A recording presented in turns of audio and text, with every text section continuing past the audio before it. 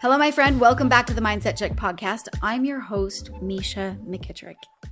This is a podcast where I believe that as you take time for a mindset check, you have more power than you think you do. And where we also believe that problems aren't really obstacles. In fact, we believe that they're invitations. Today, we're going to take a little mindset check about problems and, how normal it is to have problems in our life and how big of a deal problems feel like. And it feels like we're surrounded with problems, right? So we're going to dive into that a little bit and see if we can just lighten that load a little bit to give us just a little bit of a different way to begin thinking about it. And hopefully that will be a great gift for you. Let's jump right in. I want you to first start out by listening to this story called 100 Camels. It is a story that teaches us, and I want you to see if any parts of this feel familiar to you. A long time ago, there was a young man named James, and he lived in this small village. And he was a very educated person. He was doing business in surrounding areas. He had a beautiful wife and a beautiful son. And the truth is that he was not happy with his life. And every now and then he had to face a new problem in life, and he was getting very used to feeling worried, and he kept ruminating about the problems. And there was a saint that he had heard of that helped solve problems, and he heard that he was going to be visiting his village.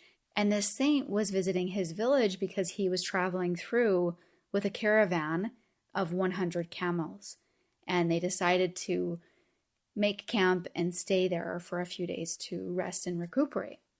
So soon there were talks all around the village that this saint that solves problems was there to help people and to spread his wisdom. People began to reach to him with their problems. And James also decided, I've got to go see him and have him help me with my problems. So when James reached the place, there was a huge crowd of hundreds of people. And after waiting for a really long time, James' turn finally came. And he asked the saint, Holy man, I'm very unhappy with my life. All the time, the problems surround me. Sometimes there's business tension, sometimes there's family problems, and sometimes I'm worried about my health. Please tell me a solution that can help me with all the problems in my life and that can help me live happily. The saint smiled and said, Son, it's very late today. I will give you your answer tomorrow morning, but can you please just do one small thing for me? James agreed to do the needful thing for the saint, and the saint looked at him and said, Look, son, there are 100 camels in our caravan, and the caretaker of them got sick today. So I want you to take care of them tonight. Just ensure that all the camels sit down and take a proper rest. And when all of the 100 camels sit down, then you can go to sleep as well. After guiding James, the saint went to his tent. The next morning, the saint met James and said, My son, I hope you had quality sleep last night. James felt miserable and replied, No, I couldn't sleep even for a single moment. I tried a lot, but I couldn't make all the camels sit down. The saint smiled and said, I knew this would be the case. It has never happened that all of the camels sit together at the same time. James asked in the voice of anguish, Then why did you ask me to do this? The saint replied, Son, did you notice what you experienced last night? No matter how much you tried, all the camels did not sit together. If you made sure that all the camels on one side were sitting, as soon as you turned your attention to the other camels and made them sit, the other ones would be standing again. And so it goes. The saint continued, Similarly, in life, when you solve one problem, then for some reason or another, you find other problems keep coming in life. And as long as you live, problems will keep arising. Sometimes less and sometimes more. James pondered and asked, "So what do I do? How do I approach and handle everything?" The saint replied, "Despite all of the problems, you learn to enjoy life.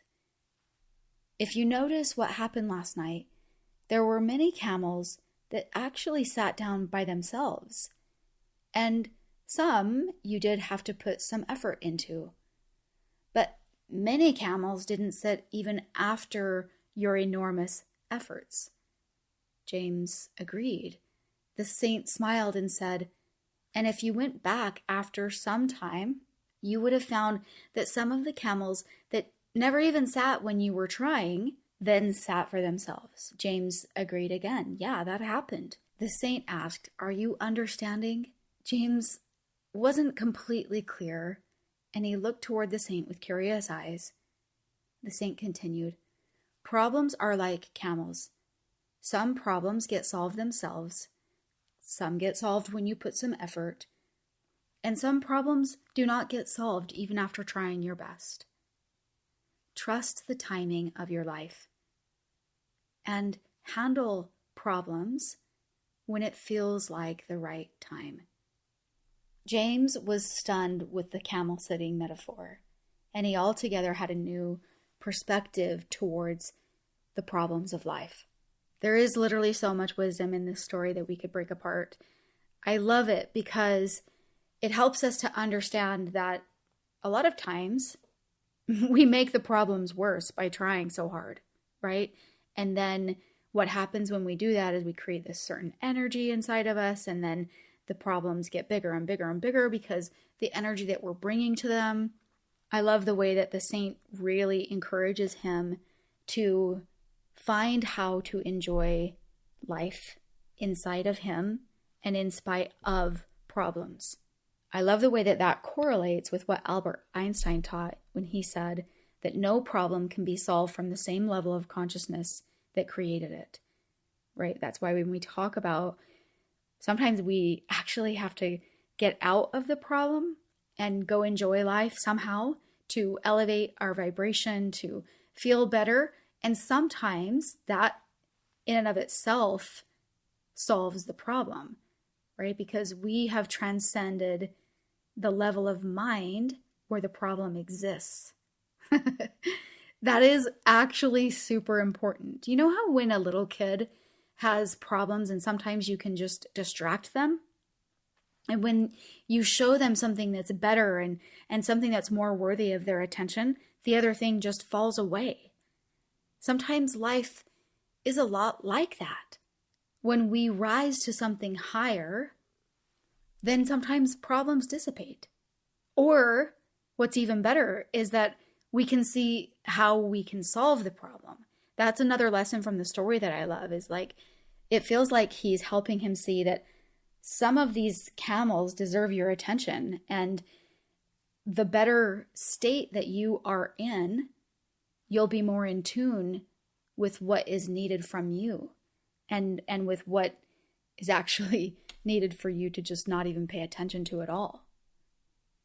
So I love that idea. I love the idea that helping us understand that our inner state has a lot to do with the way the problem exists and with the way that we have the capacity to handle it. And the idea that life is life. There will always be things. But our inner state and our ability to believe consistently that life is happening for us. Listen, I do not have a resolution to the story that I'm going to tell you, and I probably want to do an entire podcast about this, but I'm going to tell you a little snippet. Last weekend, I was sitting in a chair getting my hair done, and I am not kidding you. This woman cut a huge chunk out of my hair. Like she thought she was grabbing thinning shears, and she just chopped my hair. Now my hair is like, it goes past my shoulder, okay? So I have pretty long hair, and she cut it above my chin. A huge chunk.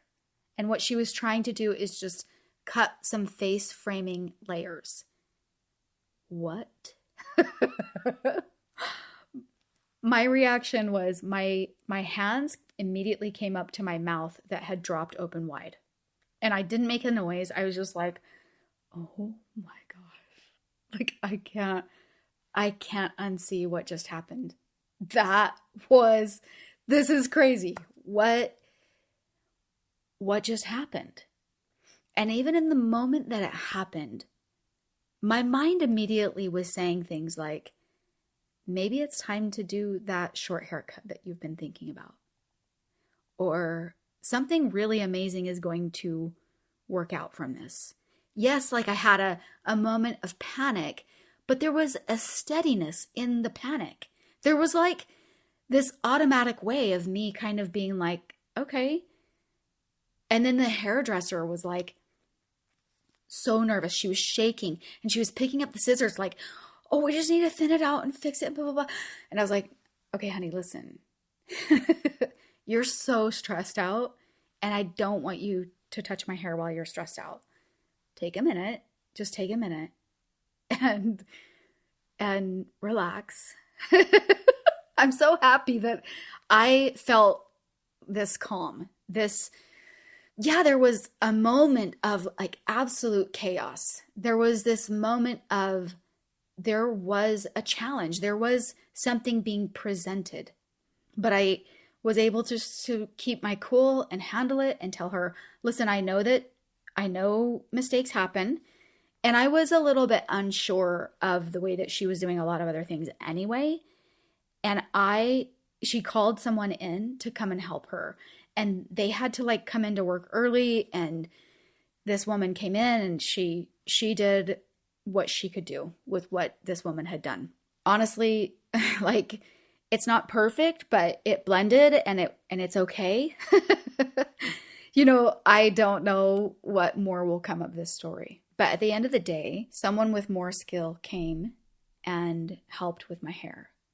And I left with, I don't know if I want to say, I know it's something better than what that other woman could have done for me. And I know some of you might be going like, don't you know who you're like going to for your hair? Well, we had booked like some family time at the spa. And instead of choosing a massage, I chose a haircut because that's what I needed. And, it's a world-renowned spa. Like, hello, they're going to be doing an amazing job. So that's kind of how that all fit together. But needless to say, I would have walked home with a haircut that was awful because I can tell that there was lots of other things that she was doing that was like really PC and not good. And this other woman came in and saved the day. And yes, there is a little bit more weight in my, on my right side of my, face framing than there is on the other. But when my hair is done, you can't tell. And I walked out of there, not paying. The supervisor came in and said, just leave, just because I was in a big rush. And she finished my hair, she curled it, she got me done. And I was going to a ball with my son. And so she's like, just walk right out. It's no problem. And I'm like, thank you so much. So I didn't pay for the haircut. I know that they'll probably compensate me another way. Like everything just is okay. It really is. And if I would have reacted like crazy, I probably would have just like got upset, stormed out of there, been so mad, went to the ball, had to like pin my hair back or something because it was absolutely nuts. There's no way I could have worn my hair down. I'm telling you, I felt like a little girl who had like chopped her bangs and then had that realization like, oh my gosh, what did I just do? When she cuts it, like, have you ever done that as a little girl or seen little girls do that? It's the most hilarious thing. They cut like a half an inch from their scalp. That's literally what I felt like, even though that's also being super dramatic. But I guess my whole point in telling you that story is just to help you see that the way that we react or the way that our inner state is when something happens is absolutely pivotal to the way that the problem irons out. So we're going to have things that happen in life. We're going to have, a crazy mistake from a hairdresser that went wrong, right? Or we're going to have a flat tire, or we're going to have things happen, right? Or things that feel much harder, big problems, like things that feel like they're going to shift your entire life. But the important thing is to remember that the more that you keep your state, the moment that it happens, you won't feel like freaking out. You'll feel gathered in a way that helps you handle what's on your plate. And the other big part of problems that I want to highlight for you today is the gift in the problem. There is so much inside of a problem that can help us. As long as we sit in it and we think that we need to sign up for the suffering of it, it will not help us. But the moment that we allow it to show us the contrast, that we allow it to show us the part of life that we don't want to be real, it allows us to then look for our limiting beliefs inside of that and why that exists right now in our life. And then it helps us to shift those. And limiting beliefs are really hard to find when nothing goes wrong. So that's why, situations that make you feel uncomfortable or problems that seem to go on and on in your life are actually a gift if you will choose to wake up and say, no more. I want something different. And so what do I need to see? And what do I need to shift? When we can move from being a person who absorbs it to a person who observes it, so much changes. Jean de la Bruyere said, out of difficulties grow miracles. And so I'm hoping that I just can plant that seed in your brain today, that the blessings can come from problems when we allow ourselves to keep our inner state as those things are happening, and to be able to see the things that we want to be different because of those problems. It's a beautiful thing.